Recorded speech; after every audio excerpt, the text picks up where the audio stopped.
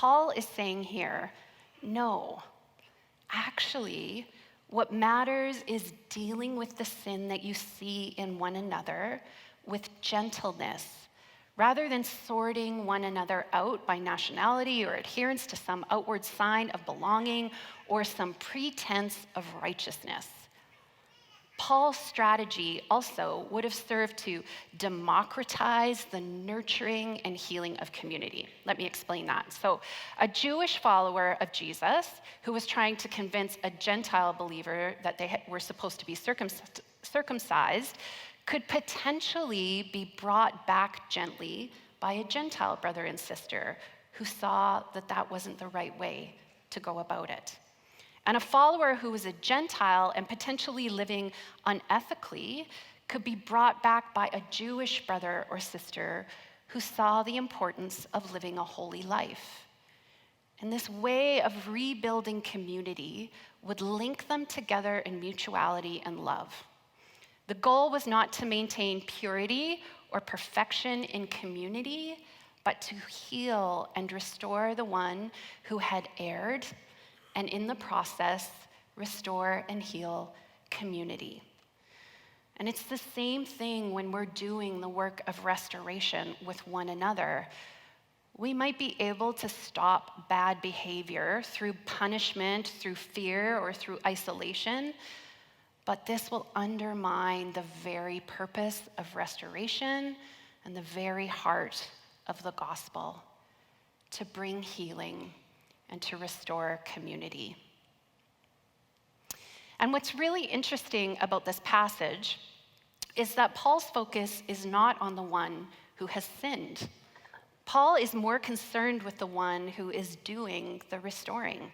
Restore them gently, he says, share burdens, and watch yourself, or you also may be tempted. So what does this mean? Does this mean that sin spreads in proximity? That if we get close to someone who is sinning, that we might catch it or get infected by it?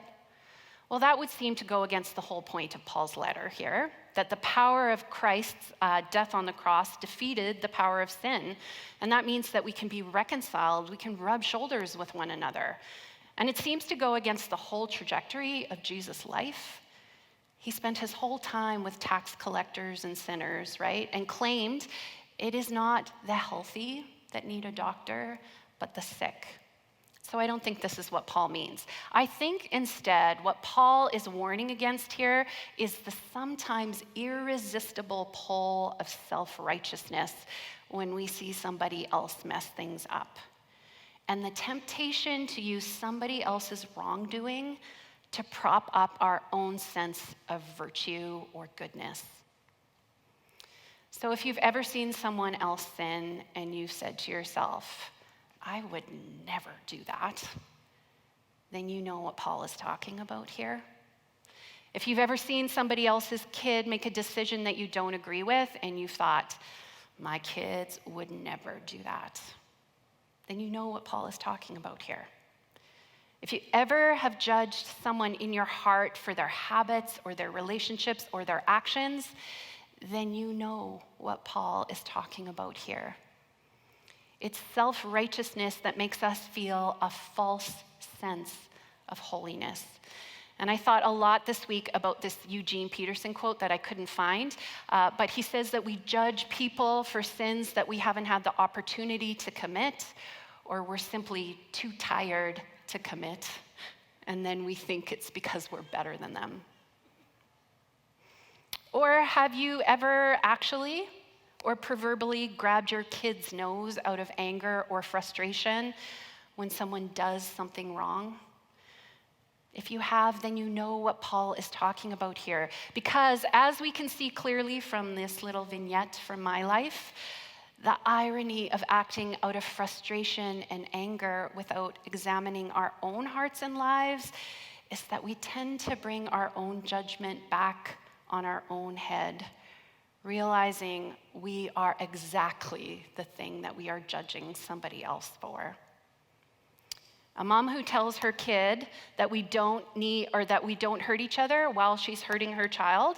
We do this kind of thing all the time, don't we? Trying to point out the speck in someone else's eye, we ignore the plank in our own.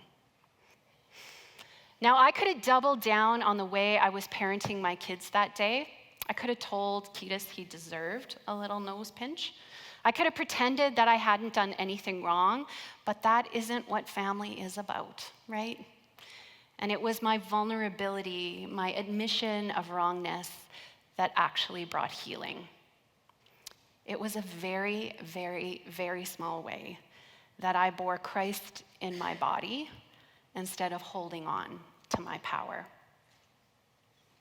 And so here is your last invitation for this morning.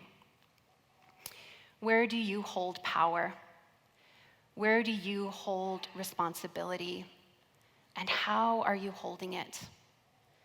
Are you able to let it go, to admit your vulnerabilities and to show your weakness?